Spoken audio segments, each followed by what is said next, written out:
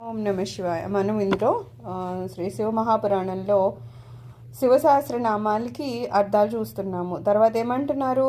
వేద శాస్త్రార్థ తద్వజ్ఞ అంటున్నారు. అంటే వేదాలు శాస్త్రాలు అర్థము అనువాని తత్వాన్ని ఎరిగినవాడు. ఆయనకి వేదాలు శాస్త్రాలు వేదాలు శాస్త్రాలే ఆయన కదా. వేదం ఎక్కడి నుంచి వచ్చింది? ఆయన నుంచే వచ్చింది. అలాగే ఆ వేదాలుకి ఉన్న అర్థం ఎవరికి తెలుస్తుంది? ఆయనకే తెలుస్తుంది. అందుకని ఏమంటున్నారు? వేదాలకు కానీ శాస్త్రాలకు కానీ అర్థం ఎవరికన్నా తెలుసు అంటే అది ఎవరికి తెలుసట? భగవంతుడికే తెలుసట. అందుకని వాటన్నింటి అర్థాన్ని, అన్నింటి గురించిన జ్ఞానాన్ని తెలిసిన వారు ఆయనే. కాబట్టి ఆయన మనం ఏమంటున్నాం? వేద శాస్త్రార్థ తద్వజ్ఞ అంటున్నాము. ఎందుకు అంటే అవే ఆయన కాబట్టి. ఇంకొక రూపంలో ఏం చెప్తారు? ఆ వేదాల రూపంలో ఉన్నది ఆయనే కాబట్టి, ఆ శబ్ద రూపం ఆయనే కాబట్టి, దాని నుండి వచ్చే శక్తి కూడా ఆయనే కాబట్టి, ఆయనకి దాని గురించి ఉన్న అవగాహన ఇంకా ఎవరు చెప్పినా ఆ పూర్తి జ్ఞానాన్ని చెప్పలేరు. ఎందుకంటే అది ఆయనకి మాత్రమే తెలుసు కాబట్టి. అందుకని ఆయన పేరు వేదశాస్త్రజ్ఞ తత్వజ్ఞ అని వచ్చిందనమాట. తర్వాత ఏమంటున్నారు? నియమి అంటున్నారు. అంటే నియమములు కలవాడు అంట. ఆయన నియమాలు నియమ నిబంధనలతో ఉండడం, ధర్మబద్ధంగా ఉండడం, క్రమబద్ధత, ఇవన్నీ ఒక మంచి స్వభావం యొక్క లక్షణాలు కదా. ఆయన ఎప్పుడూ నియమాలతో కూడా ఉంటారు. నియమబద్ధంగా లేకుండా ఉండడం అనేది అట్లా ఏం జరగదు కదా. ఆయన ఎప్పుడు ధర్మబద్ధంగా ఉంటారు, న్యాయబద్ధంగా ఉంటారు, నియమబద్ధంగా ఉంటారు, అంతా క్రమశిక్షణగా అలా ఉంటారు. కాబట్టి ఆయన ఏమంటామంట? నియమి అంటామంట. నియమాశ్రయ అంటున్నారు. నియమాలకు ఆశ్రమమైన వాడు.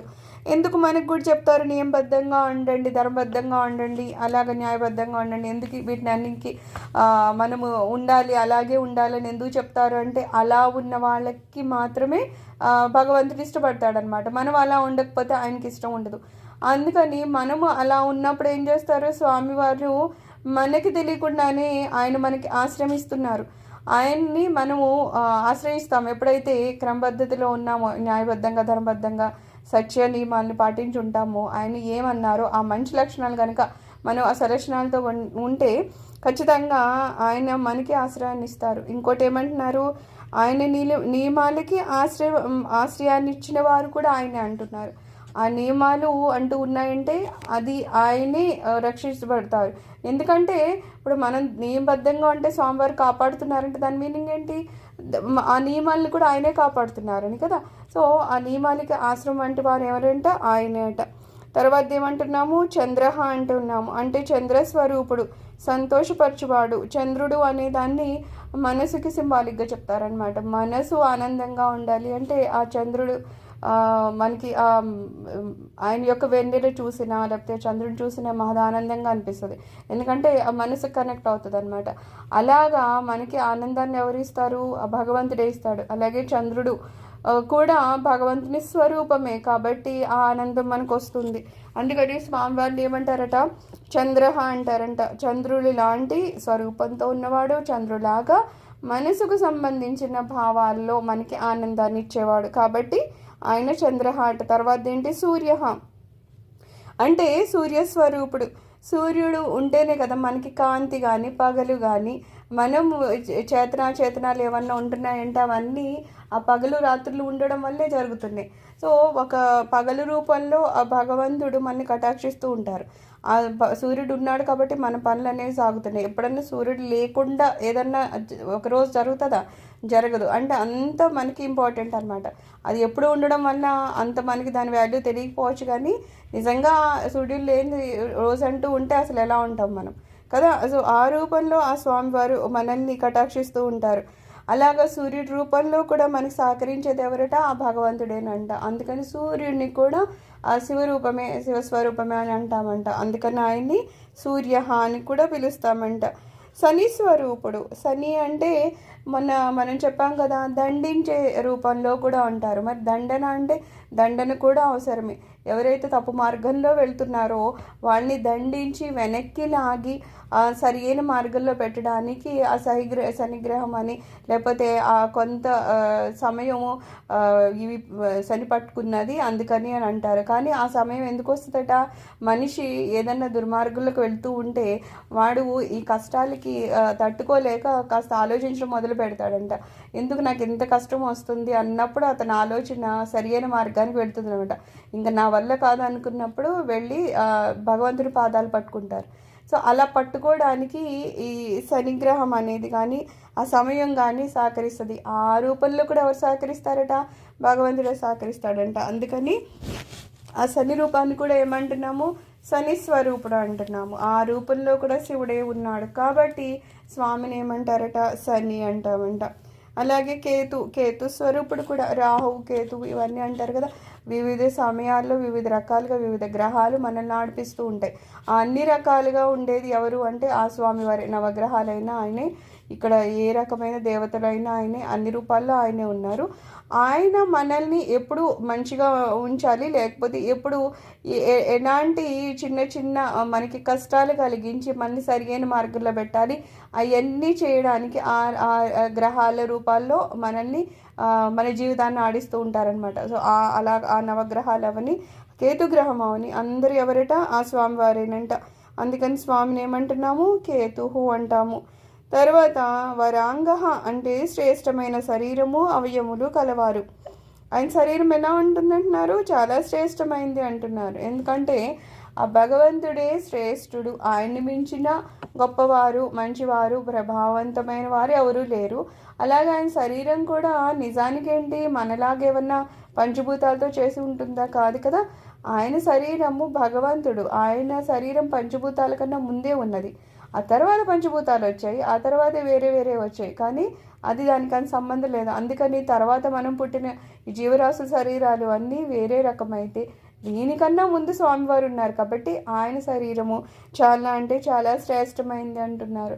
అలాగే అవయవాలు అంటున్నారు. ఎందుకంటే స్వామివారి మొత్తం శరీరం ఏమంటారు? సృష్టి కూడా ఆయన నింపేరు అని చెప్తారు కదా. ఆయన సృష్టిని చేశారు. మళ్ళీ ఆ సృష్టిని చేసేటప్పుడు ఏం కావాలో దానికి అంతటికి దేన్ని ఉపయోగించారు? మళ్ళీ ఆయనే ఆ సృష్టిగా తయారయ్యారు. అంటే ఆయన అవయవాలు కూడా సృష్టి రూపంలో తయారైపోయినాయి.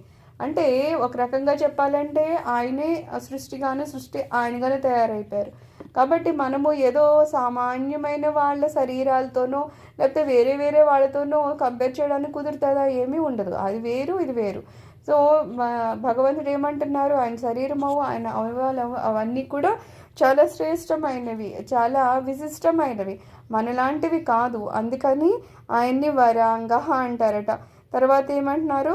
విద్రుమచ్చవి అంటున్నారు. అంటే శ్రేష్టమైన శరీరము అవయవాలు కలవంట. ఇవి కూడా రకరకాలుగా అంటే పేర్లు మారాయి కానీ వాటి మీనింగ్లు అయితే ఒకటే వెళ్తున్నాయి, అర్థాలు అయితే అవే వెళ్తున్నాయి. ఎందుకంటే ఇప్పుడు చెప్పినట్టు కంపారిజన్ ఏం లేదు. ఆయనతో కంపేర్ చేసుకునేలాగా ఇంకొకరంటే ఎవ్వరు లేరు. ఉన్నది ఆయన ఒక్కరే. ఆయన ఒక్కరే ఉన్నారు అన్నప్పుడు ఆయన శరీరం అవు, ఆయన భాగాలు అవు, ఆయనకు సంబంధించింది ఏదైనా అవు, అది ఒక్కళ్ళే ఉన్నప్పుడు ఆ ప్రాముఖ్యత వేరే ఉంటుంది కదా. ఇంకోళ్ళు ఉన్నప్పుడు కదా ఇంతకన్నా మంచిదా ఇంతకన్నా తక్కువదా అని మనం కంపేర్ చేయడానికి. అలా కంపేర్ చేయడానికి ఇంకొకరు అంటూ ఏమీ లేరు, ఇంకొక పరిస్థితి లేదు, ఇంకొక అలాంటి భగవంతుడు అనడానికి కూడా వేరే వాళ్ళు ఎవరు లేరు. అలాగా ఉన్న వ్యక్తి కాబట్టి, లేకపోతే అలా ఉన్న భగవంతుడు కాబట్టి ఆయన ఏమంటాము? శరీరము అవయవాలు చాలా శ్రేష్టమైనవి కలిగి ఉన్నాయి. అందుకని విద్రుమచ్చవి అంటామంట. భక్తివశ్య అంటున్నారు. భక్తికి మాత్రమే స్వాధీనం అవుతారు. భగవంతుడు సులభంగా దొరుకుతారా అంటే దొరకడు అంటారు. కానీ కొన్నిసార్లు ఏమంటారు? భగవంతుడు సులభంగా దొరుకుతున్నాడు అంటారు. ఎందుకో అంటే ఎవరికైతే భక్తి అనేది ఉందో వాళ్ళకి చాలా సులభంగా దొరుకుతాడంట. ఎవరికైతే భక్తి అనేది లేదో, ఎవరైతే మనసు శుద్ధిగా ఉంచుకోలేదో, ఎవరైతే దుర్మార్గపు మార్గాల్లో తిరుగుతూ ఉంటారో వాళ్ళు ఎప్పటికీ భగవంతుడిని కలుపుకోలేరు, ఆయన్ని చేరలేరు, ఆయన్ని స్వాధీనపరచుకోలేరు. భక్తుడికంట భగవంతుడు స్వాధీనపడిపోతాడంట. అంటే భక్తుడు ఏం చెప్తే భగవంతుడు అది చేస్తాడని మనం కూడా చాలామంది భక్తుల స్టోరీలో చూస్తూ ఉంటాం కదా. మనకి పండరీపురంలో కూడా అమ్మ నాన్న కాళ్ళు నొక్కుతూ సేవ చేస్తున్నాను అక్కడ నుంచో అంటే పాప ఆయన అక్కడ నుంచి ఉండిపోయారు. అంతేగాని నేను భగవంతుడిని అయ్యా అదేమిటి నేను వచ్చాను నుంచోమంటున్నావు అలా ఏం లేదు. అలా చాలామంది వాటిలో మనం చూస్తాం. కొంతమంది దాంట్లో ఒక ఆమె చాలా కష్టపడి అంట్లవి తోముతూ ఉంటారు, ఎక్కువ ఆవిడ చేయలేకపోతూ ఉంటారు. కృష్ణ అనగానే పాపం ఆయన అది వచ్చేసి వాటిని శుభ్రం చేయడం అవన్నీ అనమాట. అలాగే మనము తిరుపతి వాటి స్టోరీల్లో కూడా చూస్తాం అనమాట. ఆ పువ్వులు అవన్నీ తోటమాలికి హెల్ప్ చేయడం, కింద నుంచి పై వరకు కూడా మోసుకెళ్ళడం, అలా చాలా ఏంటి భగవంతుడే చేస్తాడు. ఆయనకి ఇష్టమైతే, లేకపోతే భక్తుడి భక్తి అంత ఎక్కువ ఉంటే, భక్తుడు భగవంతుడి మీద అంత ప్రేమ చూపిస్తే వీళ్ళు చూపించే ప్రేమ కన్నా ఇంకా 100,000 రెట్లు ప్రేమ భగవంతుడు వీళ్ళకి చూపిస్తాడనమాట. ఆయనే వచ్చి భగవంతుడిని అనేది కూడా లేకుండా ఆయనే సేవలు చేసినవి కూడా ఉన్నాయి. కానీ అలాగా ఆయన దొరకాలి, ఆయన స్వాధీనం అవ్వాలంటే ఏముండాలట, మనకి ఆయన మీద అంత భక్తి ఉండాలట, మనం అంత ప్రేమగా ఆ స్వామిని చూసుకోవాలట. అలా కనుక మనం ఆయన వెంట పడితే ఖచ్చితంగా ఆయన మనకి స్వాధీనం అయిపోతారంట. ఎన్ని స్టోరీలో ఉన్నాయి, ఎన్నిటిలోనో భగవంతుడు వచ్చి నించున్న ఇవి ఉన్నాయి. అంటే వాళ్ళు అంతలాగా అన్నమాట. ఏదో అన్నట్టు కాదు, ఏదో కాసేపు చేసామా అరగంట చేసామా అన్న వాళ్ళకి అలా మన జీవితాలు గడిచిపోతూ ఉంటాయి. అలా కాదు, ఇంకా ఎప్పుడు స్పృహ ఉన్నా లేకపోయినా సరే వాళ్ళు ఇంకా ఆ నామంతోనే ఉంటారు. కృష్ణ కృష్ణ శివ శివ అనుకుంటూ కూర్చుంటారు. కాబట్టి ఇంకా వాళ్ళకి వేరే లోకమే ఉండదు. ఇంకా ఈ లోకల్లో ఎవరితోనో మాట్లాడాలా, లేకపోతే ఇక్కడ సౌకర్యంగా తింటున్నామా, తాగుతున్నామా, తిరుగుతున్నామా, బట్టలు కట్టుకుంటున్నామా, ఇంకా వీటితో వాళ్ళకి సంబంధం ఉండదు. వాళ్ళకు ఉన్నది ఒకటే, శివుడో రాముడో కృష్ణుడో ఏదో ఒక రూపం పట్టుకుంటారు, వాళ్ళు వెంట పడి తిరుగుతారు. ఆ తర్వాత వాళ్ళు వీళ్ళ వెంట పడి తిరుగుతారు. అంతలాగా ఉంటుంది భక్తుడికి భగవంతుడికి ఉన్న రిలేషన్ అనమాట. సో ఆయనంట స్వాధీనం అయిపోతారండి ఎవరికి భక్తి ఉన్న వాడికి. ఎవరికైతే భక్తి అనేది లేదు, భక్తి అంటే ఏం లేదు, భగవంతుడి మీద మనకున్న ప్రేమని భక్తి అంటాం. అలాగే మన పిల్లల మీద ఉన్న ప్రేమని వాత్సల్యం అంటాం. అలాగే ప్రేమకే వేరే వేరే పేర్లు ఉంటాయి అన్నమాట. అలాగా మనము భగవంతుడి మీద ఉన్న ప్రేమనేమంటాం, భక్తి అంటాం అనమాట. మనం కనుక అంత ప్రేమగా స్వామివారిని చూస్తే ఖచ్చితంగా ఆయన అంతకన్నా ఎక్కువ ప్రేమగా మనకి స్వాధీనం అయిపోతారు. తర్వాత ఏంటంటున్నారు, పరంబ్రహ్మ అంటే పరబ్రహ్మ స్వరూపుడు అంటున్నారు. బ్రహ్మ వరకు ఏంటి, ఏదో బ్రహ్మ విష్ణు మహేశ్వరులు కింద దేవతలు వీళ్ళందరూ ఉంటారు. పరబ్రహ్మ అనేవాళ్ళు ఎవరట, వీళ్ళందరికీ పైన ఒక బ్రహ్మ ఉంటారట, పరబ్రహ్మ. ఇంకా ఆయన మించిన పైన ఎవరు ఉండరు అనమాట. ఇప్పుడు ఏదో ఒక వ్యవస్థ ఉందనుకో, కింద నుంచి ఏదో కింద పనులు చేసే వాళ్ళ దగ్గర నుంచి మధ్యలో చూసే అధికారులని, ఆ తర్వాత ఏదో ఆఫీసర్లని, అది ఇది ఉంటుంది. ఇంకా లాస్ట్కి వచ్చేసరికి చైర్మన్ ఏదో అంటారు, ఒక పైకి వస్తారు, ఆ పొజిషన్ పైన ఇంకెవరు ఉండరు. అలాగా కింద ఎన్నో వ్యవస్థలు ఉన్నాయి కదా. మన శరీరంలోనే ఎన్ని రకాల రూపాల్లోనూ దేవుళ్ళు ఉన్నారని చెప్పాను, శక్తి రూపాల్లో మనల్ని పాలిస్తున్నారు. అలాగే ఈ సృష్టినంతని పాలిస్తున్నారు. చంద్రుడు ఉన్నారు, సూర్యుడు ఉన్నారు, గ్రహాలు ఉన్నాయి. ఈ రకరకాలుగా ఈ గ్రహాలన్నీ తిరుగుతున్నాయంటే వీటిని చూసేవాళ్ళు ఒకళ్ళు ఉన్నారు. అలాగే మళ్ళీ దేవతా వ్యవస్థ ఉంటుంది అంటారు. మరి ఇన్ని వ్యవస్థల్ని చూసే ఒక పై అధికారి, అంతకు పైన ఇంకెవరు లేరు అని ఆయన ఒకరు ఉన్నారు. ఆయన ఏమంటున్నాం, పరబ్రహ్మ అంటున్నాం అనమాట. అందుకని ఆయన పేరు పరంబ్రహ్మ. నెక్స్ట్ ఏమంటున్నారు, మృగబాణార్పణ అంటున్నారు. అంటే లేడి రూపమున ఉన్న యజ్ఞదేవతపై బాణాన్ని ప్రయోగించిన వారంట. ఇక్కడ మనం దక్ష యజ్ఞం చూస్తాం కదా, శివుడి మీద కోపంతో దక్షుడు యజ్ఞాన్ని స్టార్ట్ చేస్తారు. ఆయన చేస్తూ ఉంటే ఇంకా అమ్మవారు పాపం ఏదో తండ్రి ఇల్లు కదా అని చెప్పేసి శివుడు వద్దన్నా సరే ఆమె పాపం అక్కడికి వస్తారు. వస్తే పోనీ ఏదో వచ్చారు కదా అని ఊరికనే ఉండకుండా ఆవిడని అవమానించడం మొదలు పెడతారు. అంతేకాకుండా శివుడిని కూడా దూషించడం మొదలు పెడతారు. మనకేం చెప్తారంటే, శివ దూషణ, ఏదో భగవంతుని దూషణ అవుతుందంటే అది వినడం మహాపాపం అని చెప్తారు. అది వినడమే మహాపాపం, మనం దూషించడం పాపం అనేది పక్కన పెడదాం. అలా దూషణ అక్కడ జరుగుతుంది అంటే అది మనం చేస్తున్న దాంతో సమానం అనమాట, అది మహాపాపం. ఇంకా అందుకని అమ్మవారు ఏంటంటే, నేను శివదూషణ విన్నాను, ఇంకా విన్నాక మళ్ళీ స్వామివారి దగ్గరికి వెనక్కి వెళ్ళి నేను ఇంకా నా మొహం చూపించలేను అని చెప్పేసి అమ్మవారు ఆమె ఒక జ్వాలని సృష్టించుకొని ఆమె ఆ మంటల్లో కాలిపోతారు కదా. భస్మం అయిపోగానే ఇంకా మళ్ళా శివుడి దగ్గరికి ఈ వార్త వెళ్తుంది.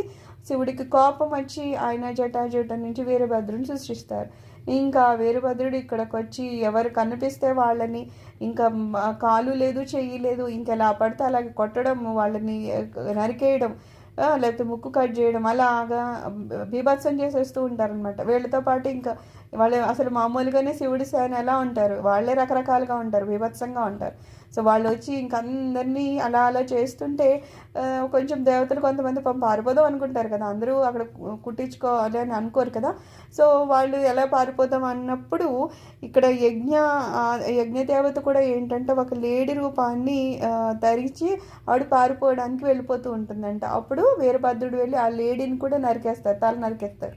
సో ఇక్కడ మనకి ఆ వీరభద్రుడే శివుడే కాబట్టి ఆ పేరు కూడా ఈయనకి వచ్చిందనమాట. అందుకని ఈయన ఏమంటున్నాం, మృగబాణార్పణ అని అంటామంట.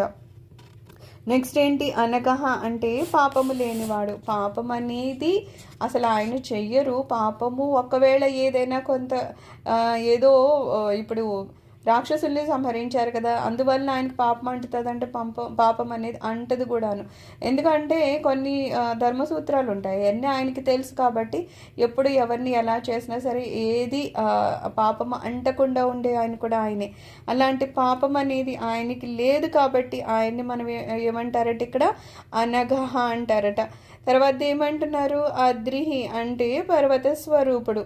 ఇక్కడ చరాచరాలు రెండు ఆయనవే. చరం అంటే తిరిగేది, మనలాగా మనుషులు జీవులు ఇవన్నీ ఉంటాయి, అవి తిరుగుతూ ఉంటాయి కదా, అంటే ప్రాణం ఉందని తెలుస్తాయి. మరి అలానే అచరాలు భగవంతుడు కాదా అంటే మనం ఏదో తులసి మొక్కని లేకపోతే వేప చెట్టుని ఇవన్నీ చెట్లని అవి కూడా పూజిస్తున్నాం.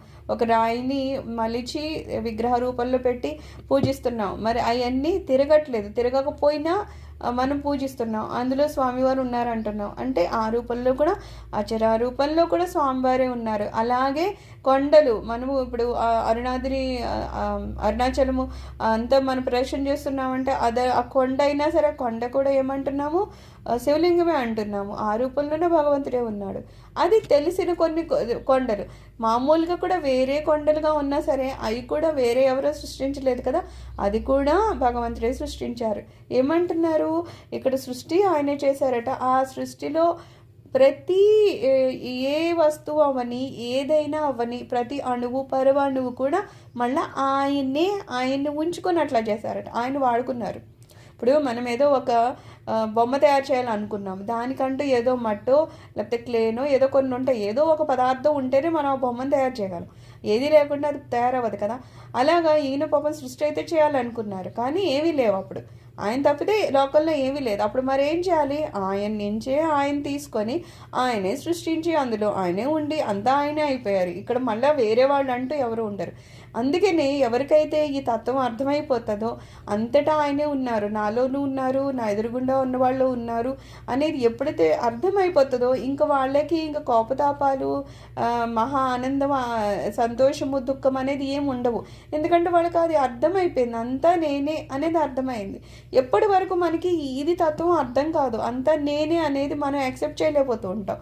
అంటున్నారు కానీ అంటాము, ఎవరన్నా అంటే వాళ్ళ మీద కోపం వస్తుంది, ఎవరన్నా కాస్త ప్రేమగా మాట వాళ్ళ మీద ప్రేమ వస్తుంది, అన్ని రకాలు మనం అందరిని ఒకలాగా చూడడం అనేది చెయ్యాలంటున్నారు కాబట్టి ఏమన్నా మనము చేయడానికి ప్రయత్నం చేస్తూ ఉంటాము, కానీ మనసు అంతలాగా వెంటనే దాన్ని అంగీకరించదు.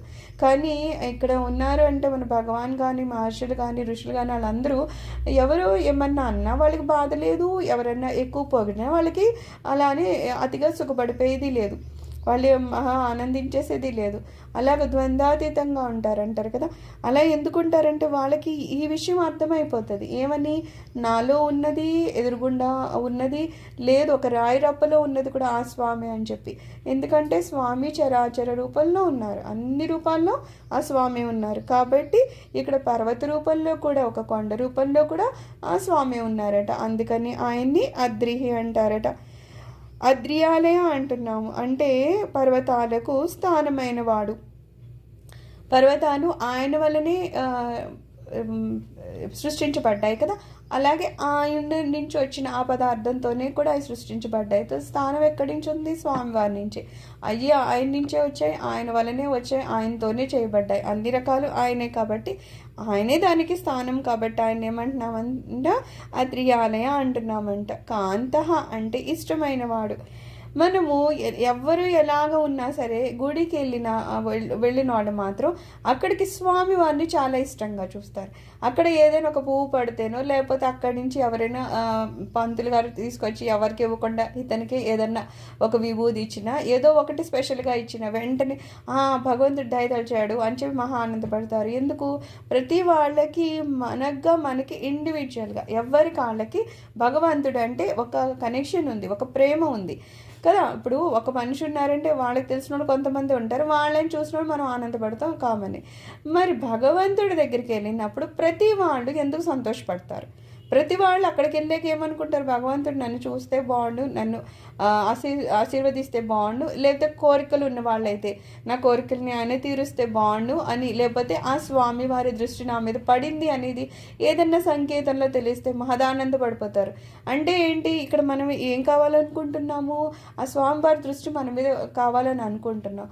రెండోది ఏమవుతుంది? మనం మహా ఇష్టపడుతున్నాం. అది ఇష్టపడ్డంలో కొంత సాయి అటు ఇటు ఉండవచ్చు, కానీ కాసింత సాంప్రదాయంగా ఉన్నా కాసింత భగవంతుడు అని తెలిసినా అందరూ ఇష్టపడతారు కదా. గుడికి ప్రతివాడు ఇష్టపడతాడు. ప్రతివాడు ఏం ఆశిస్తాడు? ఆ భగవంతుడు ఏదో రూపంలో నాకు సాక్షాత్కారం అయితే బాగుండు, లేకపోతే ఏదో ఆయన నన్ను చూస్తున్నారు అన్నట్లుగా ఏదో నాకు జరిగితే బాగుండు అని అనుకుంటున్నా. అంటే ఏంటి? నేను ఇష్టపడుతున్నాను, స్వామి కూడా నన్ను ఇష్టపడుతున్నారు అనేది నాకు అర్థమయ్యేలా ఏదైనా జరిగితే బాగుండు అనుకుంటున్నా. అంటే ఏంటి? అంత ఇష్టపడుతున్నా. ఎందుకు అందరూ ఇష్టపడుతున్నాం అంటే మనకేం చెప్తారంటే, మనము నిజానికంట అక్కడ భగవంతుని దగ్గరే ఉండేవాళ్ళమంట. అందరము నిజంగా మన స్వగృహం అంటే ఎక్కడుంది అంటే అక్కడే ఉంటుంది, ఆ స్వామివారి పాదాల దగ్గరే మనం ఉండేవాళ్ళమంట. ఏవో కొన్ని తప్పులు చేసా ఇంకోటో మనం భూమి మీదకి వస్తాం. ఆ పాప పుణ్యాలు ఏదో అవి ఉంటాయి, కాసింత అటు ఇటులో ఉంటాయి. అవి మనము ఎప్పటి వరకు పూర్తిగా అనుభవించమో అప్పటి వరకు మళ్ళీ మనం భూమి మీద ఉండి మళ్ళీ మనం స్వగృహానికి వెళ్ళిపోతాం. అయితే ఏమవుతుంది? ఇప్పుడు మన సొంత ఊరు ఉన్నది ఎక్కడో, కానీ ఏదో తప్పక ఏదో వేరే ఊర్లకో వేరే దేశాలకు వెళ్ళిపోయారనుకో, ఆ వెనక్కి వచ్చేటప్పుడు మహదానందం కలుగుతుంది. ఎందుకంటే అంతే, అది స్వగృహము. అలాగా మనకి ఏమవుతుంది? ఎవరికైతే స్వగృహము భగవంతుని పాదం దగ్గర అని తెలుస్తుందో వాళ్ళకి మృత్యువు దగ్గర వచ్చిందంటే ఏ మాత్రమో వాళ్ళు బాధపడరు. వాళ్ళు అసలు దాని గురించి పట్టించుకోరు. మృత్యువు అనేది అది ఏమిటో భయపడాల్సింది అనేది కూడా వాళ్ళకు ఉండదు. ఎందుకంటే వాళ్ళకి క్లియర్గా అర్థమవుతుంది ఏమని, నేను ఎక్కడి నుంచి వచ్చానో ఆఖరికి అక్కడికే వెళ్తున్నాను అనేది అర్థమవుతుంది. కానీ అది ఎవరికైతే స్పష్టత ఉండదో, ఎవరికైతే అది తెలియదో, ఎవరైతే ఈ శరీరమే శాశ్వతమైంది, నేను ఇక్కడ ఉన్నప్పుడు ఏదో అనుభవిస్తున్నాను, ఒకవేళ ఈ శరీరం పోతే అనుభవించనేమో లేకపోతే ఏమవుతుందో అని భయాందోళనలు, ఒక స్పష్టత లేనోళ్ళు ఏం చేస్తారు? మృత్యు అంటే మహా భయపడిపోతూ ఉంటారు. మరి ఎందుకంటే సాధువులు భయపడరు అంటే వాళ్ళకి అది క్లియర్గా తెలుసు, నేను ఎక్కడి నుంచి వచ్చాను అక్కడికి వెళ్తున్నాను, నేను నా స్వగృహానికే వెళ్తున్నాను అనుకుంది, ఎక్కడికో బయట తిరగడానికి వెళ్ళాను, ఓ నెల 2 నెలలు ఎక్కడెక్కడెక్కడికో తిరుగుతున్నాను, తిరిగి లాస్ట్లో ఎవరో మీ ఇంటికి తీసుకెళ్తాను అంటే వద్దనంటామా, పద తీసుకుని వెళ్ళంటాం. ఎందుకంటే సహజంగానే మనిషికి ఒక ఇచ్చ ఉంటుంది. ఎక్కడ తిరిగినా సరే ఆ రోజు 4 రోజుల తర్వాత 4 నెలల తర్వాత అయినా సరే ఖచ్చితంగా ఇంటికే రావాలని అనుకుంటాడు. అలాగే మనము ఈ శరీరాలను కూడా తీసుకున్నాం, రకరకాల జీవులుగా మన కర్మల కొద్దీ మనం అలా వస్తాం, రకరకాలుగా వస్తాం. కానీ ఆఖరికి మళ్ళీ ఎక్కడికి చేరాలంట? భగవంతుని సన్నిధికే చేరాలంట. అది తెలిసిన వాళ్ళు ఏం చేస్తారు? మోక్షం కోసం ప్రయత్నాలు చేస్తూ ఉంటారు. ఏదో 1-2 జన్మల్లోనే ఆయన అనుగ్రహం ఉంటే చేరుతారు. లేదు అంటే మళ్ళీ రకరకాలుగా ఎన్నో వేలు లక్షలు ఎన్ని జన్మలన్నా ఎత్తుతూనే ఉంటారు కదా. సో అలా రకరకాలుగా జరుగుతూ ఉంటుంది. కానీ మొత్తం ఇక్కడ చెప్పొచ్చేది ఏంటంటే, అక్కడి నుంచే మనం వచ్చాం కాబట్టి మనకి భగవంతుడు అంటే అంత ఇష్టం అనమాట. అందరికీ ఇష్టమైన వాడు కాబట్టి ఆయన ఇక్కడ ఏమంటారట? కాంతః అంటారంట. తర్వాత ఏమంటున్నారు? పరమాత్మ అంటున్నారు. మనం అందరిలో ఉండేది ఆత్మ అంటాము, జీవాత్మ అంటాము. అలాగే అంతటా వ్యాపించింది ఆ భగవంతుడు ఎవరైతే ఉన్నారో ఆయన్ని పరమాత్మ అంటాం. ఏదైతే మనల్లో ఉందో చిన్నగా లేకపోతే మనల్లోనే విభజించి ఉందో అది ఆత్మగా చెప్తాము, జీవాత్మగా చెప్తాము. అంతా కలిపేసి ఒకటి ఉంది అంటే దాన్ని పరమాత్మ అంటాం. ఇప్పుడు ఆకాశం ఉందంటున్నారు, అలాగే ఖాళీ కుండలు ఉన్నాయంటున్నారు. అప్పుడు కుండల్లో ఆకాశం ఉంటుంది, అది కూడా ఆకాశం అంటే శూన్యం, అదేమి వేరేగా అనుకోవాల్సిన అవసరం ఏమి ఉండదు. అంతటా ఆకాశం వ్యాపించే ఉంటుంది, మనకి కనిపించదు అంతవరకుని. సో అలాగనమాట అంతా ఉంది. కానీ ఏమవుతుంది, కుండల్లో ఉన్నప్పుడు కుండల రూపంలో ఉంటుంది. ఆ కుండ పగిలిపోయిందంటే మళ్ళీ అది అందులో కలిసిపోతుంది. అది ఎక్కడుందో ఎలా ఉందో దేంట్లో కలిసిపోయిందో మనకు అర్థం కాదు, కానీ ఆ కుండ ఉన్నంతసేపు ఆ షేప్లో ఉంది. అది తీసేయగానే మిగిలిన దాంట్లో కలిసిపోయింది. అలాగే ఈ శరీరం ఉన్నంతసేపు ఈ ఆత్మ అనేది ఎలా ఉంటుంది, ఈ నా రూపంలో ఏదో నా శరీరంలో ఉంటుంది నేను అని భావించేంతసేపు. ఎప్పుడైతే ఈ శరీరం అనేది ఈ పైన ఈ తోలిపోయిందో ఆ తర్వాత ఉన్నది ఏమవుతుంది, అంతటా ఉన్న పరమాత్మలో లీనమైపోతుంది. సో ఎన్నో ఆత్మలు ఎన్నో రకాలుగా ఉండొచ్చు, కానీ అంతటా కలిపింది ఏమంటాం, పరమాత్మ అంటాము. ఆ పరమాత్మ ఎవరు, ఆ భగవంతుడే కదా. అందుకని ఇన్ని రకాల రూపంలో ఉన్న ఎన్ని కలిపి మనం ఏమంటున్నాము, పరమాత్మ అంటున్నాం అనమాట. తర్వాత ఏమంటారు, జగద్గురు అంటారు. అంటే జగములకు ఆయనే గురువు అంటున్నారు. ఏదన్నా మనం తెలుసుకోవాలంటే మనకు కావాల్సింది ఒక గురువు. ఆ జ్ఞానాన్ని మనకి ఇవ్వాలి అంటే కనుక ఖచ్చితంగా గురువు కావాలి. ఆ గురువు ఎవరు అంటున్నారు, భగవంతుడే. ఎప్పుడైతే మన మీద ఆయనకు అనుగ్రహం కలుగుతుందో అప్పుడు ఒక గురువు రూపంలో ఆయన వస్తారంటున్నారు. ఆయన గురువు రూపంలో వస్తారు. ఎవరో గురువుని పంపించడం కాదు, ఆయనే వస్తారు గురువు రూపంలో. ఎందుకంటే మనగా మన జ్ఞానాన్ని తెలుసుకొని అంతా ఇది మనకి అప్పుడు ఉండదన్నమాట. ఎవరో చెప్తే అప్పుడు మనకు అర్థమవుతుంది, లేకపోతే వాళ్ళు మనకి అర్థమయ్యేలాగా వాళ్ళు అనుగ్రహిస్తూ ఉంటారనమాట. ఏదో రూపంలో మనకి చెప్తూ ఉంటారనమాట. ఇది కాదు నీ జీవితం, ఇది కాదు శాశ్వతమైన శరీరము, ఇది కాదు నువ్వు ఉండాల్సిన పద్ధతి, ఇది కాదు అని చెప్పేసి అన్నీ మనకి ఇది కాదు అని చెప్పి ఆ తర్వాత ఏది జీవితమో చెప్పుకుంటూ వస్తారనమాట. ఏది లక్ష్యము, ఏం చేస్తే మనం అక్కడికి చేరుతాము, ఎక్కడికి చేరాలి, అసలు ఏం చేయాలి జీవితం అనే దాంట్లో అని అవన్నీ చెప్పుకుంటూ ఉంటారు. అలాగా ఇంతమంది గురువులు ఉన్నారు, లేకపోతే గురు పరంపర ఉంది. ఇంత గురువులు అంటే గురువులు అందరూ వేరు కాదు. ఈ అందరి గురువులకి కలిపి ఒకే గురువు, లేకపోతే ఆయన నుంచి అందరూ సృష్టించబడ్డారు. కాబట్టి మొత్తం అందరి గురువులకి గురువు అను, లేకపోతే ఈ జగత్తుకే గురువు అను. ఎవరిని అంటామంట, ఆ భగవంతుడిని అంటామంట. అందరికన్నా గురువులకి గురువు. ఏదో అమ్మలుగా అమ్మ అని మనం అమ్మవారిని పూజిస్తాం కదా, అలా అనమాట. ఇంతమంది అమ్మల రూపంలో ఉన్నాం. ఈ అందరి అమ్మలకి కూడా మళ్ళీ ఆమె అమ్మ. అలాగా ఇంతమంది గురువులు, ప్రతి వాళ్ళకి మాకు ఈయన గురువు అండి అని అంటాం. కానీ ఇంకోటి ఏమంటారు, ఈ ఒక గురువు దగ్గర ఉన్నప్పుడు ఏదో ఇంకో గురువు గారికి దండం పెట్టకూడదా అనేది కూడా ఉండదట.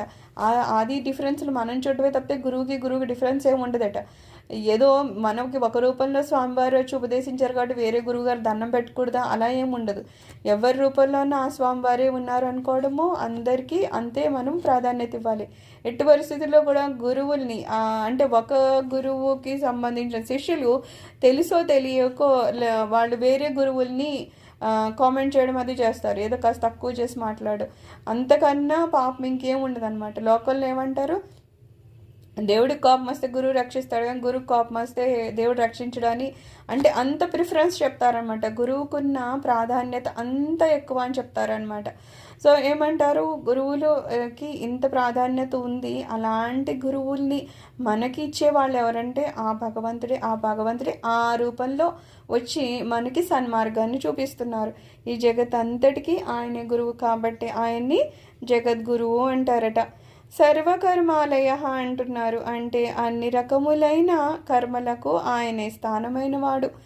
అంటే సత్కర్మ దుష్కర్మలకు కూడా ఆయనే కారణం అని చెప్తారు, లేకపోతే స్థానం అని చెప్తారు. అదేంటి, సత్కర్మలు అయితే సరే భగవంతుడు చేస్తున్నాడు, మరి దుష్కర్మలు అంటున్నారు ఏంటి అంటే, మనం చెప్పుకున్నాం కదా, ఎవరైనా ఒక తప్పు చేస్తున్నాడు అనుకుందాం, అతన్ని కోపం తెచ్చుకోవాలి, శిక్ష వేయాలి కదా. అలా చేస్తేనే ఆ దుర్మార్గంలో ఉన్నవాడు సక్రమైన మార్గంలోకి వెళ్తాడు. ఏదో నెమ్మదిగా చెప్తారు, సన్మార్గంలో చెప్పి శాంతంగా అది చెప్తారు, కానీ అందరూ అలా వినాలని లేదు కదా. అప్పుడు ఏం చేస్తారు, ఇంకా కొంచెము కఠినంగా ప్రవర్తిస్తారు. కఠినంగా ఉండడం, శిక్ష వేయడం, వాళ్ళ మీద కోపపడడం, ఇవన్నీ ఏంటి దుష్కర్మగా అనొచ్చు.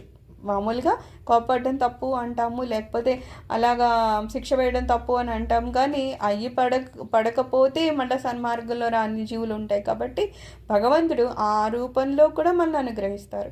మనకేమంటారు, లయం చేసి అనుగ్రహిస్తున్నారు అంటారు. మళ్ళా మనల్ని తిరిగి సృష్టించి వేరే వేరే జీవులుగా మనల్ని అందులో పెడుతున్నారంటే అది కూడా ఆయన అనుగ్రహం అంటారు. ఒక్కవేళ మనల్ని ఆయన మళ్ళా సృష్టించలేదు అనుకుందాం, ఏదో అయిపోయింది అలా వదిలేశారనుకో, మరి ఈ శరీరంతోనో లేకపోతే ఎన్ని జన్మల నుంచో చేసుకొచ్చిన పాపుణ్యాలు ఉండిపోయినాయి కదా, అవి కనుక మళ్ళీ మనము ఆ పాపాలన్నింటినీ తొలగించుకోవాలి, ఆ పుణ్యాలనేమో శూన్యం చేసుకోవాలి, ఆఖరికి మోక్షాన్ని పొందాలి. మరి ఇవన్నీ చేయాలి అంటే ఇంకొక శరీరము ఇంకో వాహనం మనకు లేకపోతే ఎట్లా జరుగుతుంది? అవ్వదు కదా. అందుకని ఆయన అనుగ్రహ రూపం అన్నమాట. ఆయన మనకి మంచి చేసినా చెడు చేసినా కేవలం అంటే కేవలం అనుగ్రహం. ప్రతి దానికి వెనకాతల ఏముంటుంది అంటే మనం మోక్ష సాధనకి ఎలా వెళ్ళాలి అనేది ఆయన చేసే వాటి వల్ల అవి సహకారం అవుతూ ఉంటాయి అన్నమాట. ఇప్పుడు ఒక స్కూల్లో ఒక పిల్లోడు ఉన్నాడు అనుకుందాం. ఒక అబ్బాయిని ఆ టీచరు మంచిగా పొగుడుతూ ఉంటారు, ఒక అబ్బాయినేమో కొడుతూ ఉంటారు, చాలా గట్టిగా కొట్టేస్తూ ఉంటారు. రీజన్ ఏంటని అడిగితే ఈ అబ్బాయికి తక్కువ మార్క్స్ వచ్చాయి. ఏంటి అక్కడ అక్కడ ఆ టీచర్కి ఏం కావాలి? సరి అయిన మార్కులు రావాలి, ఆ పిల్లోడు బాగా చదవాలి, రేపు పొద్దున్న ఆ అబ్బాయి భవిష్యత్తు బాగుండాలి. అలాగా అయ్యో కొట్టకూడదు కదా అని చెప్పేసి ఈయన కొట్టడం మానేసాడు అనుకో, ఆ పిల్లోడికి భయం ఉండదు, రేపు పొద్దున్న మంచిగా చదవకపోతే ఆ అబ్బాయి భవిష్యత్తు కూడా ఉండదు. అలాగే మనల్ని కూడా ఆ దేవుడు చూస్తూ ఉంటాడనమాట. కొన్నిసార్లు మనల్ని కొడతారు, ఖచ్చితంగా ఏదో రూపంలో మనకు బాధలు అనేవి వస్తూనే ఉంటాయి. ఆ బాధ వచ్చినప్పుడు ఎప్పుడైతే సంతోషంగా ఉంటే నిజంగానే దేవుడు గుర్తురాడట కదా, అలాగా మనం సంతోషంలో ఉండిపోతే అలా ఉండిపోతాం. అందుకని స్వామి ఏం చేస్తారు, అప్పుడప్పుడు మనం కొడుతూ ఉంటారనమాట. ఒకవేళ దేవుడు గుర్తు రాకపోయినా వెంటనే మనం గుర్తు తెచ్చుకుని వెనక్కి వెళ్తాం అనమాట. అందుకని ఎవరికన్నా బాధలు లేవు అనేది అసలు జరగదు. ఎందుకంటే మనిషి అంటేనే పాపుణ్యాలు రెండు చేసుకుని వస్తూ ఉంటాడు. అంటే కష్టము సుఖం అనేది ఖచ్చితంగా ప్రతి మనిషికి జరుగుతుంది, అది ఎవరైనా సరే. కానీ ఏదో ఒకటే జరుగుతుంది అని అనుకుంటే అది జరగదు. అలాగే కష్ట నష్టాలు కూడా స్వామివారే ఇస్తారు. దానికి కూడా ఎందుకు అంటే మనము సన్మార్గాన్ని పట్టుకుని ముందుకు వెళ్ళడానికి అనమాట. సో రెండు రకాలుగాను స్వామివారే చేస్తారు. కాబట్టి స్వామిని ఏమంటారట? సర్వకర్మాలయ అంటారట. అన్ని కర్మలకు ఆయనే ఆలమైన వారు, ఆయనే స్థానమైన వారు. కాబట్టి సర్వం శ్రీ శివచరణారవిందార్పణమస్తు.